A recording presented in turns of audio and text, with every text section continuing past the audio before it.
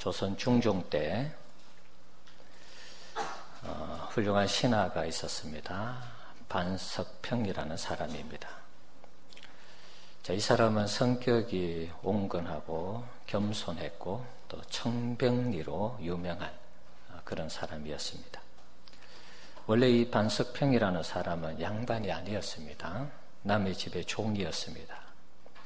당시 법대로 한다면 종이 양반이 되는 이런 일은 없었습니다. 사람이지만 사람 이하의 취급을 받으면서 살아야 할 그런 운명으로 태어난 사람이죠. 자, 그러나 이 사람은 세상 사람들이 자기를 멸시하고 짓밟는다 해도 종이니까 무시하는 그런 생활을 살았죠. 생활을 한 것입니다. 자기 나름대로 결심을 하고 어려서부터 악착같이 이를 물고 자기 성장 또 학문 연구에 매진했습니다. 종이 자기 성장과 학문 매진을 하니까 주인이 볼 때에 어떻게 보면 참 불쌍하기도 하고, 종이 어떻게 신분 상승이 없는데 고생하는 이런 모습을 보면서 좀 안타깝게 여겼던 것 같습니다. 그런데 이 반석평의 이 실력이 날로 향상이 되는 것입니다. 그래서 이 반석평의 주인이었던 이참판이라는 사람이 나중에 이 사람의 이 종의 이 문서를 불태우고 종의 신분에서 해방시켜 주었습니다. 그리고 아들도 없고 재산도 없는 양반집의 수양 아들로 들어갈 수 있도록 주선을 해 주었습니다. 이참판이 베푼 은혜로 이 반석평이라는 사람은 과거에 감히 엄두조차 낼 수 없었던 과거 시험에 응하게 됩니다. 그리고 급제하여서 출세 가도를 달리게 되었습니다. 그리고 세월이 많이 지나서 형조 판서까지 이르게 되었습니다. 자, 그러던 어느 날 한양 거리를 지나가다가 옛날 자기 주인 이참판의 아들 이오승이라는 사람을 만나게 됩니다. 근데 그 차림새가 거지같이 그렇게 몰골이 말이 아닌 상태로 서 있는 것입니다. 그래서 이 사람이 그 가마를 타고 가다가 적시 내려서 그 주인의 아들에게 인사를 합니다. 어르신, 저를 몰라보겠습니까? 저는 당신의 종 반석평이라는 사람입니다. 이 종놈 기억하시겠습니까? 이렇게 얘기했다는 것입니다. 백주 대낮에 한양 이 도심 한복판에서 형조 판서가 거지같이 차려입은 한 사람에게 절을 하면서 자신의 이 신분을 고백을 한 것입니다. 사람들이 웅성웅성했겠죠. 예. 종의 신분을 말하면은 그때 당시의 법이 어떻게 된다는 것은 이 반석평이라는 사람도 이미 잘 알고 있었을 것입니다. 관직을 다 박탈당하고 다시 종의 운명으로 돌아가야 되는 그런 상황이라는 걸 알고 있습니다. 자, 하지만 자신에게 베풀어 주신 그 이참판의 은혜를 생각하면서 그 아들에게 고마워서 반갑게 인사하면서 그를 대우한 것입니다. 자, 이 사실이 조정에 알려지면서 고관들, 임금들이 야, 참 반석평이라는 사람 너무 좋은 사람이다. 이렇게 평이 나면서 오히려 그에게 이 관직을 박탈하지 않고 오히려 이오승이라는 이 사람을 추천해서 상웅 이 별자라는 벼슬을 얻게 했다는 그런 이야기입니다. 은혜를 입은 것을 기억하고 은혜를 갚았을 때 오히려 더 큰 은혜를 입게 되는 이런 장면을 볼 수가 있습니다. 오늘 우리가 읽은 성경 본문 속에 은혜를 입은 사람에 대해서 소개를 하고 있습니다. 그 사람은 노아입니다. 노아는 하나님께 은혜를 입었습니다. 노아가 하나님께 은혜를 입어서 당대의 의인이 되었고 완전한 자가 되었습니다. 9절에 보면 노아에 대해서 소개를 하고 있죠. 노아는 의인이요 당대의 완전한 자라. 하나님과 동행했다. 이렇게 기록되어 있습니다. 우리는 생각하기를 노아가 죄악이 가득한 세상에서 의인의 삶을 살았기 때문에 하나님께서 은혜를 베풀어 주셔서 그를 택하시고 그를 방주를 짓게 해서 홍수의 심판에서 구원을 했을 것이다. 우리는 그렇게 생각합니다. 그러나 그렇지 않습니다. 반대입니다, 여러분. 노아가 의인이고 완전한 사람이었기 때문에 하나님께서 은혜를 베풀어 주어서 그를 노아 홍수 때 구원했다면 그의 구원은 행위 구원에 해당되는 것입니다.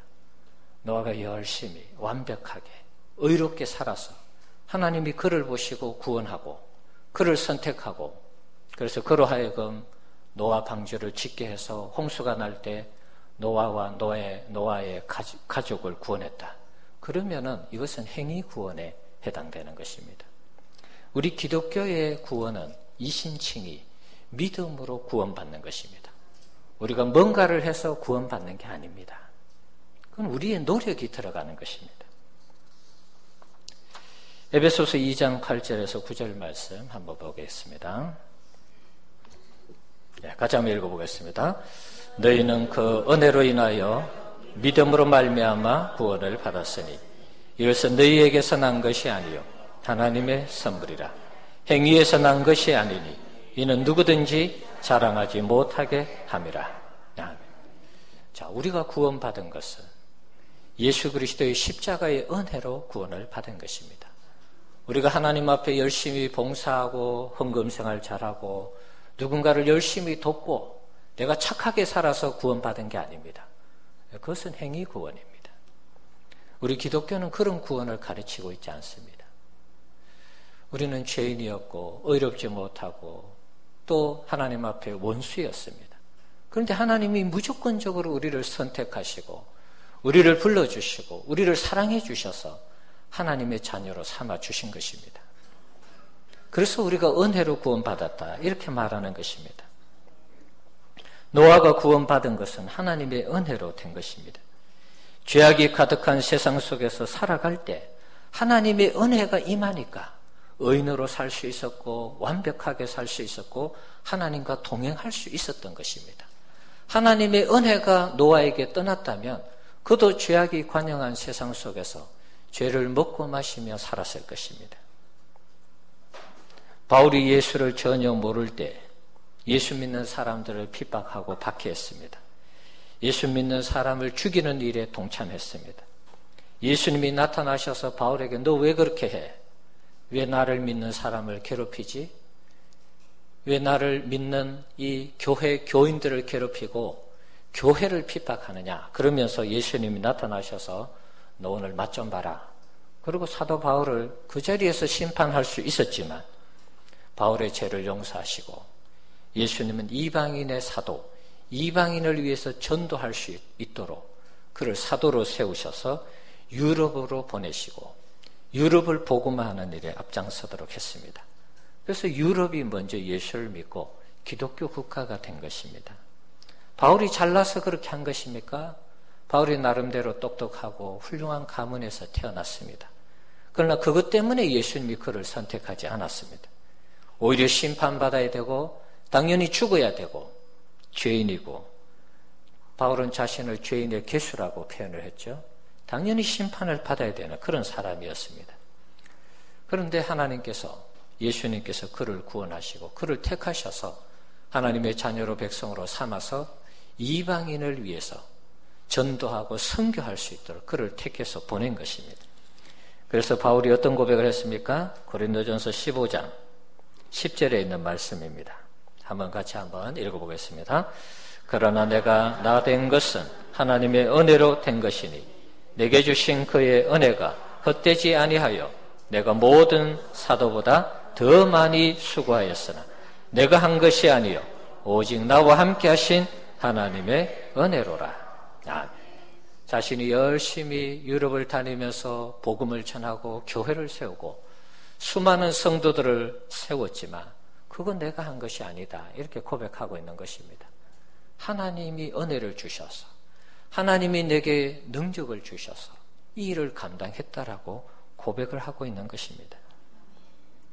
하나님이 자신을 심판하지 않고 다메섹 도상에서 예수를 핍박하고 교회를 잔해하던 나를 그 자리에서 심판해도 무방한데 나를 용서하시고 이방인의 사도로 세워서 복음 전할 수 있도록 해 주었기 때문에 그 은혜로 내가 감당했다라고 고백을 하고 있는 것입니다.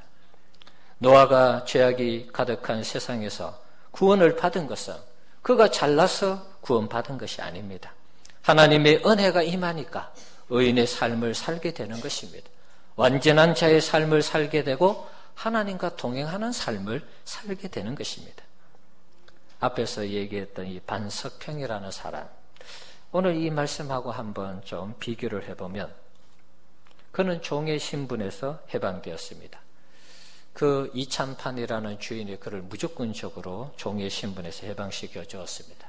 그것도 은혜긴 은혜입니다. 그러나 여러분, 거기에는 한 가지 단서가 있습니다. 종인 이 반석평이가 만약에 열심히 공부하지 않고 그냥 일반 종처럼 그냥 집에서 심부름하는 정도로 그렇게 살았다면 그 이찬판이 과연 종의 신분에서 해방시켜 주었을까요? 그렇지는 않을 것입니다. 너무나 탁월하고 똑똑하니까 얘를 우리 집에 두면 오히려 아깝겠다. 그렇게 생각이 되어서 종에서 해방시켜서 그 친한 분에게 양자로 들어갈 수 있도록 길을 열어준 것이죠. 어떻게 보면 반석평이는 자기가 열심히 했는 그 열심의 어떤 그 대가로 주인에게 은혜를 입어서 관직까지 나아가서 형조 판서까지 된 것입니다. 자, 우리나라에 이런 얘기가 있습니다. 하늘은 스스로 돕는 자를 돕는다. 그런 얘기합니다. 자기가 열심히 하니까 주인이 그것을 귀하게 여겨서 노예에서 해방시켜주고 관직까지 나갈 수 있도록 길을 열어줬다는 것이죠. 반석평의 이 사람의 이 이야기하고 우리 기독교에서 이야기하는 은혜는 다른 것입니다. 반석평이는 열심히 공부한 대가로 열심히 공부하고 주경야독하고 정말 종의 신분에서 남들이 하지 않는 엄청난 이 노력과 이 아픔을 극복하면서 한 것입니다. 주인이 그것을 보고 어떻게 보면 주인이 반석평이의 그 대가, 그 노력을 보고 정말 너무 귀하게 여겨서 해방시켜서 소개시켜 준 것이죠. 그러나 우리는 그렇지 않습니다. 우리는 하나님 앞에 내세울 것이 아무것도 없습니다. 우리는 하나님 앞에 죄인이었고 원수였고 경건하지 못한 자들이었습니다. 어떤 조건도 하나님 앞에 내세울 것이 없는 자들이었습니다. 로마서 5장에 있는 말씀 제가 몇 번 소개드렸죠. 한번 보겠습니다. 로마서 5장 6절 말씀 한번 읽어보겠습니다. 우리가 아직 연약할 때에 기약대로 그리스도께서 경건하지 않은 자를 위하여 죽으셨도다. 5장 6절에 보면 우리가 경건하지 않을 때 예수님이 우리를 위해서 대신 죽으셨다는 것입니다. 우리가 착하게 살고 의롭게 살고 뭔가 구원받을 만한 어떤 행동, 어떤 노력, 어떤 대가가 있어서 우리를 구원한 게 아닙니다.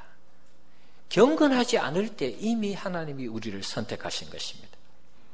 로마서 5장 8절 읽어봅시다. 우리가 아직 죄인 되었을 때 그리스도께서 우리를 위하여 죽으심으로 하나님께서 우리에 대한 자기의 사랑을 확증하셨느니라. 자, 여기에 보면 우리가 죄인 되었을 때, 의인이었을 때, 야, 참 너 귀하구나. 너 정말 좋은 사람이구나. 이렇게 해서 우리를 선택해서 구원한 게 아니고 죄인이었을 때에 하나님이 그 아들을 우리 죄를 위해서 십자가에 죽게 해서 하나님의 사랑을 확증해 주셨다. 이렇게 기록하고 있습니다. 우리가 죄인이었을 때, 의롭지 못할 때 하나님은 우리를 사랑해 주신 것입니다. 로마서 5장 10절 또 읽어봅시다. 곧 우리가 원수 되었을 때 그의 아들의 죽으심으로 말미암아 하나님과 화목하게 되었은즉 화목하게 된 자로서는 더욱 그의 살아나심으로 말미암아 구원을 받을 것이니라. 자, 여기 보면 원수 되었을 때 하나님과 우리는 죄인의 신분에서 원수 관계에 있었습니다. 그럼에도 불구하고 아들 예수를 보내주어서 하나님과 우리가 화목하게 되도록 하나님이 그렇게 역사하신 것입니다. 자, 여기에 본문에 우리가 경건하지 못했고 또 죄인이었고 원수 되었다라고 기록하고 있습니다. 이런 상태에서 우리가 하나님의 무조건적인 선택을 받아서 하나님의 자녀가 되고 백성이 된 것입니다. 이것이 하나님의 은혜인 것입니다. 받을 수 없는 자가 그냥 무조건적으로 주어지는 그 선물, 구원의 선물을 우리가 받은 것입니다. 그래서 그것을 은혜라 이렇게 표현하는 것입니다. 우리에게는 아무런 희망이 없었습니다. 우리 인생은 심판에 어울리는 그런 인생이었습니다. 죄로 인해서 영원히 심판받을 수밖에 없는 그런 인생이었습니다. 그런데 하나님께서 어느 날 우리를 찾아오시고 우리를 불쌍히 여겨주셔서 우리가 그냥 죄 가운데 죽어가도 하나님의 원수 관계에 있으면서 의롭지 못하고 경건하지 못한 자였기 때문에 심판을 받아도 마땅하지만 어느 날 우리를 불러주시고 누군가를 통해서 우리로 교회에 오게 하시고 예수를 믿게 하고 예수를 영접하게 하는 이런 은혜를 베풀어 주신 것입니다. 제가 이 부분을 헤세드라는 구약의 히브리어로 헤세드라는 표현을 썼습니다. 강자가 약자를 돌볼 필요가 전혀 없습니다. 그런데 길을 가다 보니까 술에 취해서 넘어져 있습니다. 길을 가다가 너무 불쌍해 보였습니다. 이 사람은 좋은 차를 타고 있습니다. 외제차를 타고 있습니다.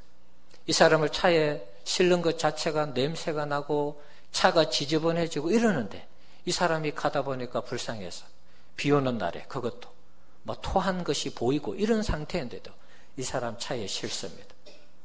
그리고 병원에 데려다 주고 이 사람을 살려주는 것입니다. 이 사람을 치료해 주는 것입니다. 이런 것입니다. 이 사람 그냥 차 타고 가다가 술 취해서 그냥 쓰러져 있구나. 그걸 지나가도 돼요. 아무 상관없는 사람입니다. 그런데 그 사람이 관심을 가지고 사랑을 하고 그러는 것입니다. 하나님이 마치 우리를 그렇게 대우한다는 것입니다. 우리가 죄 때문에 죽어가도 하나님 손해볼 게 하나도 없습니다. 그런데 우리를 어느 날부터 우리에게 관심을 가져주시고 우리를 사랑해 주시고 우리를 하나님의 자녀로 만들어 주신 것입니다. 우리의 죄를 아들에게 다 전가시켜서 십자가에 죽도록 한 것입니다. 이것이 하나님의 사랑, 하나님의 은혜라는 것입니다. 지난주에 노르웨이의 왕세자비 메테 마리시에 대해서 소개를 했습니다. 그 여자는 마약에 찌들어 살았었고 음란한 생활을 했습니다. 그리고 사생아를 낳았습니다. 한 나라의 왕세자비가 되기에는 너무나 추한 삶을 살았습니다. 그런데 어느 날 이 콘서트장에서 왕세자 호콘이라는 사람을 만납니다. 한눈에 반해버렸습니다. 호콘이라는 이 왕세자는 그 어떤 조건도 달지 않았습니다. 내가 그냥 사랑하니까 내가 결혼하겠다. 왕세자비로 맞아들이겠다. 그래서 노르웨이 언론과 온 국민이 들고 일어나서 그것이 무슨 일이냐. 그런 사람을 어떻게 왕세자비로 삼을 수 있느냐. 모두가 반대했습니다. 그러나 이 여성이 결혼 3일 전에 언론에 나와서 1시간 동안 눈물로 고백하고 자신의 죄를 용서해달라고 했을 때 언론과 국민의 여론이 돌아섰다 그랬죠. 한 사람의 사랑이 그 사람의 삶을 바꾼 것입니다. 새로운 사람으로 거듭났고 왕세자비가 되었습니다. 온 세계를 다니면서 좋은 일을 하고 있습니다. 지금은 왕세자비로서 그 국민들이 존경하는 인물이 되었다는 것입니다. 메테 마릿이 은혜를 입은 것이죠. 다른 거 없습니다. 그가 뭘 해서 은혜를 입었습니까? 없습니다. 왕세자라는 호콘 왕세자가 그저 사랑한 것밖에 아무것도 없는 것입니다. 우리 사랑하는 성도 여러분, 우리가 노아처럼 하나님께 은혜를 입은 존재라는 사실을 잊지 마시기 바랍니다. 우리는 하나님께 놀라운 은혜를 입은 것입니다. 하나님은 우리가 소망 없이 살아갈 때 삶의 개선의 여지가 없어 보이고 선하게 살아갈 수 없는 희망이 보이지 않는 어떤 가능성이 보이지 않는 우리 인생을 하나님이 어느 날 찾아오셔서 우리를 선택하시고 택하시고 불러주시고 하나님의 자녀로 백성으로 우리를 구원 삼아 주신 것입니다. 다른 것을 보지 않았습니다. 무조건적으로 우리를 택해 주시고 사랑한 것입니다. 이것이 하나님의 은혜인 것입니다. 여러분, 이것이 여러분에게 믿어져야 되는 것입니다. 여러분이 개인적으로 이것이 온몸으로 여러분의 마음으로 이것이 경험이 되어져야 하는 것입니다. 하나님의 은혜를 경험하지 못하면 우리의 삶은 제대로 살아갈 수가 없는 것입니다. 죄를 먹고 마시며 죄 가운데 여전히 살아갈 수밖에 없습니다. 하나님의 은혜가 차고 넘치며 우리의 삶은 자동으로 달라지게 되어 있습니다. 반석평이라는 사람이 자기 주인의 아들을 보고 정말 길을 가다가 가마에서 내려서 절을 했습니다. 사람도 은혜를 입으면 이런 은혜를 인정을 합니다.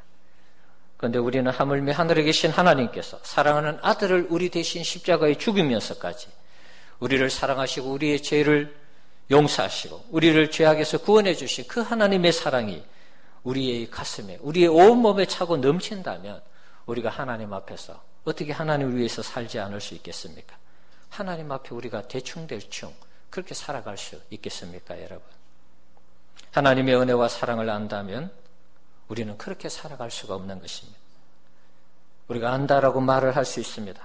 그러나 그것은 알면서도 우리가 하나님 앞에 하나님이 기뻐하지 않는 삶을 산다는 것은 여전히 그 사랑이 우리 가운데, 그 은혜가 우리 가운데 그렇게 크게 와닿지 않는다는 것입니다. 새벽에 요즘 다니엘서를 살펴보고 있습니다. 요즘 새롭게 깨닫는 것은 이런 것입니다. 바벨론의 왕 이 느부갓네살이 하나님에 대해서 많은 경험을 했습니다. 다니엘을 통해서, 다니엘 세 친구들을 통해서 하나님의 살아계심을 경험했습니다. 그런데 바벨론의 이 느부갓네살 왕이 하나님을 믿었습니까? 안 믿었습니다. 그때 당시 유대교를 국교로 삼았습니까? 그것도 아닙니다. 오히려 느부갓네살은 계속해서 유다를 공격해서 유다를 멸망시키는 인물이 되었습니다.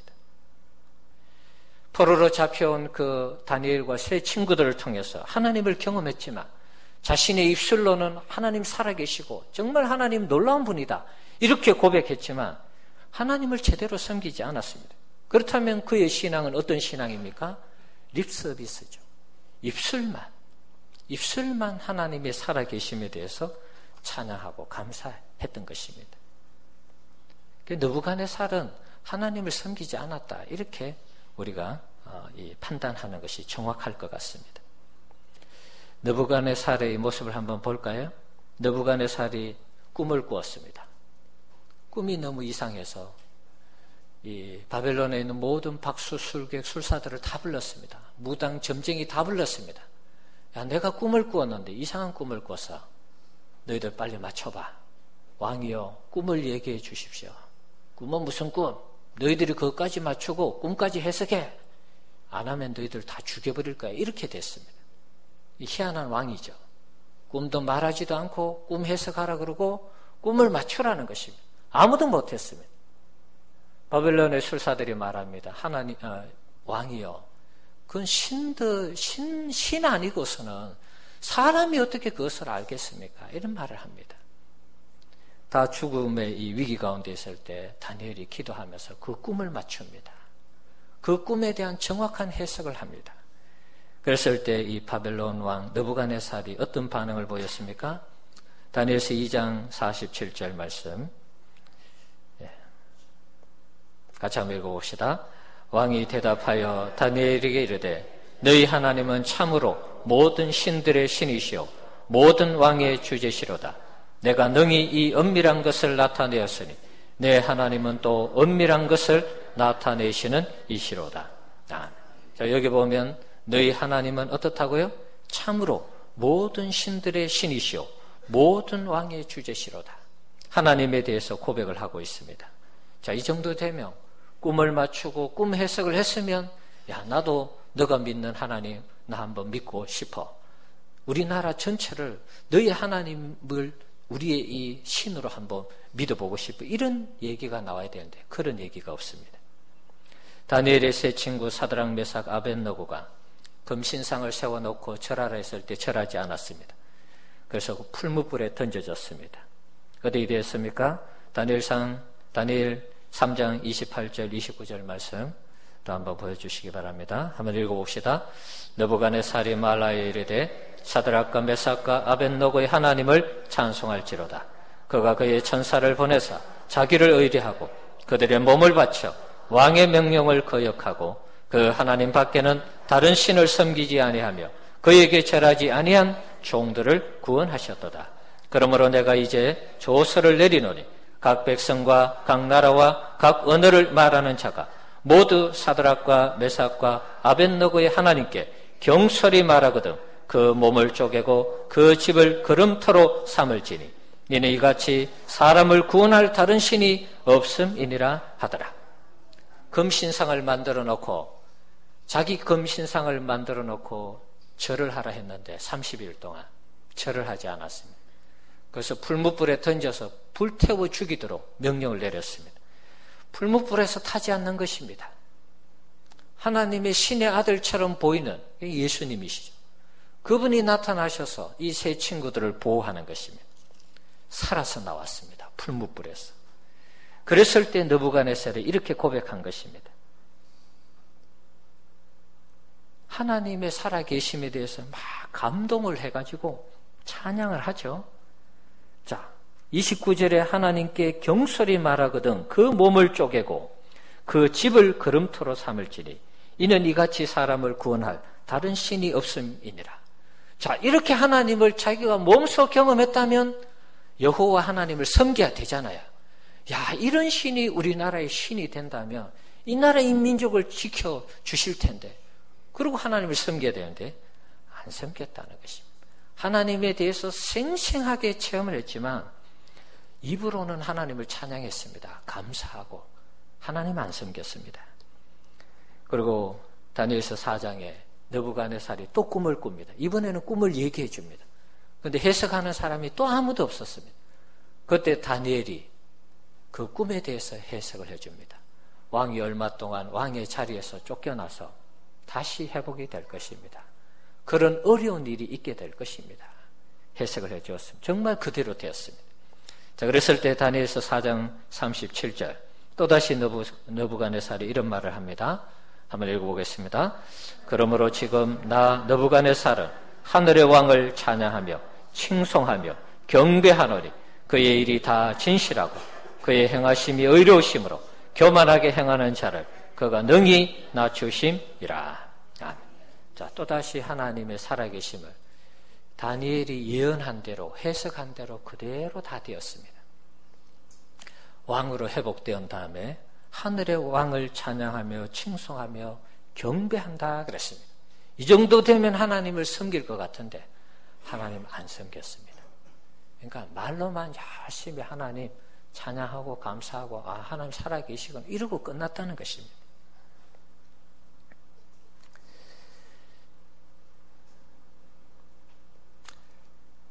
사랑하는 성도 여러분, 우리의 신앙이 그럴 수 있습니다. 하나님의 은혜입니다. 하나님의 사랑이었습니다. 도움이었습니다. 그렇게 말하면서 말은 번지르하게 하면서 우리의 삶은 전혀 하나님과 상관없는 삶을 살아갈 수 있는 것입니다. 사랑하는 성도 여러분, 우리가 신앙생활 하면서 하나님 앞에 우리 자신이 하나님이 기뻐하는 신앙생활을 하지 못하는 이유가 무엇인지 아십니까? 하나님의 은혜를 모르기 때문입니다. 하나님의 은혜를 알아도 잊어버리기 때문입니다. 아들 예수를 이 땅에 보내주신 하나님의 사랑을 머리로만 인지하는 것입니다. 내 이성으로만 인지하는 것입니다. 하나님이 그런 일을 하셔서 그 정도로 거치는 것입니다. 우리를 위해서 참 놀라운 일을 하셨네요. 감사하네. 그런 놀라운 사랑을 베풀어 주셨네요. 입술로만 하는 것입니다, 여러분. 거기 내 몸에, 내 마음에, 내 생각에 차고 넘칠 때 그것이 은혜가 되는 것입니다. 여러분, 내 머리로만 이해해서는 우리가 신앙생활을 제대로 할 수가 없습니다. 우리의 머리로만 인지하는 신앙은 오래가지 못하는 것입니다.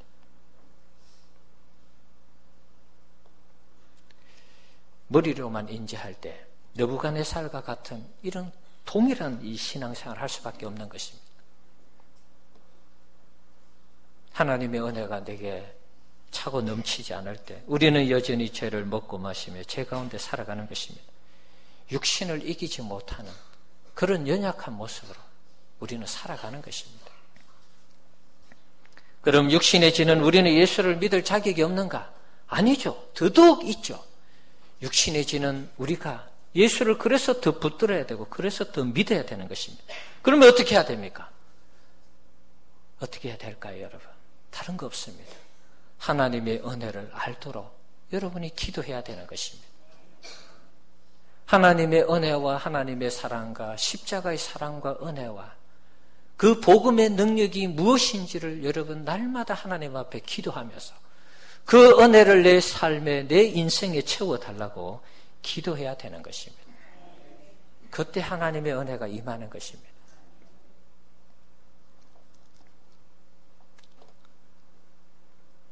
그러지 아니하면 우리는 계속해서 넘어질 수밖에 없습니다. 우리의 반복되는 죄를 먹고 마시는 이런 일상에서 우리가 벗어나고 탈출하려면 하나님의 은혜를 체험해야 되는 것입니다. 성령 충만이 다른 것이 아닙니다. 하나님의 은혜가 우리 가운데 강같이 흐를 때 우리는 하나님의 사람으로 거듭나고 새로워져서 세상에서 별과 같이 빛나는 그리스도인의 삶을 살아갈 수가 있는 것입니다. 하루 1시간 교회에 머무는 이 프로젝트, 여러분 이 여름에 적어도 이 낮 시간이 6시간 이상이 길어졌습니다. 이 시간 여러분 교회에 오셔서 성경 읽으시고 기도하시고 하나님과 한번 교제해 보십시오. 여러분에게 은혜가 필요하면, 여러분이 그것을 사모하고 기도하면 하나님은 반드시 우리에게 은혜를 부어주실 줄 믿습니다. 넘치는 은혜가 우리를 지배해서 하나님의 사람으로 백성으로 살아가도록 그렇게 역사하실 줄 믿습니다. 미국의 짐 산발라 목사님이 있습니다. 이 사람은 뉴욕에서 교회를 개척해서 지금 큰 교회를 하고 있습니다. 이 사람은 어느 날 부활절 때 하나님의 놀라운 은혜를 체험하게 됩니다. 부활절 3부 예배를 마치고 사람들이 이제 예를 들어서 우리하고 좀 예배 스타일이 다르겠죠. 찬양을 하고 칸타타를 하고 그래서 사람들이 앞에 나와서 강대상 밑에서 기도를 하고 이런 상황이었습니다. 이분은 3부 예배를 마치고 지쳐서 강대상 저 끝쪽에 걸터 앉아서 하나님 제가 오늘 너무 피곤합니다. 빨리 집에 돌아가고 싶습니다. 그런 마음으로 이 청중, 이 회중들을 봤다는 것입니다. 그래서 열심히 봉사하고 섬기는 분도 있고 기도하고 이런 분들이 있었다는 것입니다. 그러다가 이 구석에 자기가 앉아있는 저 반대편 구석 한 5번째 줄에 한 남자가 모자를 들고 자기를 응시하더라 하는 것입니다. 그래서 그 사람이 왜 응시하는가 이렇게 봤다는 것입니다. 근데 그 사람의 눈은 나를 한번 오라고 해서 뭔가 이렇게 좀 도움을 줬으면 싶은 그런 어떤 눈빛으로 자기를 보더라는 것입니다. 그래서 이 목사님이 손짓해서 오시라고 그 사람을 오게 했습니다. 근데 오는 순간 보니까 이 사람이 완전히 몰골이 말이 아닙니다. 노숙자에다가 거지에다가 하여튼 이 모양 자체가 완전히 이 몰골이 아니었습니다. 앞에 왔을 때 냄새가 너무 지독했습니다. 이게 똥오줌을 섞어서 뭘 어떻게 했는 것인지 코를 이렇게 제대로 숨을 쉴 수 없을 그런 고약한 냄새가 나는 사람이었습니다. 그래서 이 사람 다른 사람들처럼 교회 와서 노숙자니까 돈 몇 푼 달라고 이렇게 오는 모양이다. 그래서 이분이 지갑을 꺼내서 5달러를 세워서 많이 주면 또 술 먹고 이러니까 5달러를 줬다는 것입니다. 5달러를 내밀 때 그 몰골이 이상한 노숙자 그 사람이 손을 이렇게 돈을 주는 손을 이렇게 밀더라는 것입니다. 목사님, 제가 원하는 것은 돈이 아니고 하면서 밀더라는 것입니다. 제가 원하는 것은 지금 목사님이 얘기하신 예수님을 원합니다. 이런 고백을 하더라는 것입니다. 그때 이분이 큰 충격을 받았습니다. 야, 내가 참 싸구려 목사가 됐구나. 예수가 필요해서 나오는 사람을 돈 몇 푼 줘가지고 돌려보낼 이런 생각을 했구나. 그래서 이 사람이 큰 충격을 받았습니다. 그리고 하나님 앞에 나를 도와달라고 그 순간적으로 기도를 했다는 것입니다. 자, 그랬을 때 이분에게 하나님의 사랑의 세례, 은혜의 세례가 임했다. 이렇게 고백을 했습니다. 말할 수 없는 하나님의 은혜가 임하는 것입니다. 그 사람을 안고 같이 울었습니다. 같이 계속 부둥켜 안고 울면서 이 사람을 위해서 기도해주고 그랬다는 것이죠. 자, 그때 어떤 체험을 했느냐 하면 그 사람에게 나타나는 그 냄새가 갑자기 최고의 이 악취 같은 냄새가 최고의 이 좋은 향수, 향기 같은 그 냄새로 바뀌더라 하는 것입니다. 정말 하나님의 은혜가 임해서 자기가 이 사람을 안고 기도할 때 하나님의 놀라운 은혜가 그 악취나는 냄새가 완전히 최고의 향수 냄새로 바뀌었다는 것입니다. 그러면서 주님이 주신 음성이 이런 것입니다. 너 지금 이 냄새를 이해하냐? 너가 이 냄새를 사랑하지 않는다면 나는 너를 다시는 사용하지 않을 것이다. 왜냐하면 온 세상이 이런 종류의 냄새를 내게 풍기기 때문이다. 코를 찌르는 더러운 모든 인류의 악취를 위해서 내가 내 독생자 예수를 보내 죽게 하였노라. 그래서 내 이름으로 사람을 사랑하지 아니하면 너를 사용할 수 없고 너를 다시는 말씀을 전하는 설교자로 강단에 세우지 않겠다. 이런 음성을 들었다는 것입니다. 그래서 그때부터 짐 산발라 목사님이 하나님의 은혜에 감격해서 목회할 때에 미국 사회에 큰 영향력을 끼치는 목회자가 되었다는 것입니다. 여러분, 우리가 다 마찬가지입니다. 저나 여러분이랑 뭐가 다르겠습니까? 목회자라고 뭔가 다를 것 같습니까, 여러분? 다 똑같습니다. 여러분 자신 생활하면서 실망스러운 거 있으시죠? 저 역시도 마찬가지입니다. 목사로서 이 정도밖에 안 되나? 정말 어떨 때는 제가 몇 번씩 말씀드렸잖아요. 강대상에 서고 싶지 않은 그런 일들이 있었다라고 말씀드렸죠. 다 마찬가지입니다, 여러분. 우리가 다 죄인인데 우리에게 필요한 것이 무엇이겠습니까? 하나님의 은혜라는 것입니다. 하나님의 은혜가 우리에게 임할 때 우리가 새로운 사람으로 거듭나는 것입니다. 내 자신의 존재는 항상 죄인이었고 의롭지 못하고 경건하지 못한 자였습니다. 하나님 앞에 원수였습니다. 이런 자가 하나님 앞에 어떻게 하나님을 잘 섬길 수 있을까요? 그것은 하나님이 주시는 은혜가 아니고서는 우리가 하나님을 잘 섬길 수가 없는 것입니다. 그래서 여러분이 기도하실 때 하나님의 은혜를 주시옵소서. 하나님의 은혜로 나를 다스려 달라고, 나를 지배해 달라고 기도해야 되는 것입니다. 우리에게 필요한 것은 하나님의 은혜입니다, 여러분. 그 사실을 기억하시고 여러분 교회에 오셔서 하나님의 은혜를 구하시면서 믿음으로 승리하시기를 주의 이름으로 축원합니다. 같이 한번 기도합시다.